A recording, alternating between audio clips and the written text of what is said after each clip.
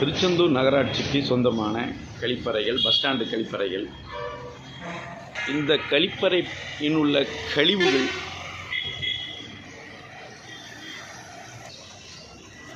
Septic tank நிறைந்து பொது வெளியில் விடப்படுவதால் கொசுக்கள் உற்பத்தியாகி இந்த பஸ் ஸ்டாண்டு முழுவதும் இதே நிலை நீடிக்கிறது.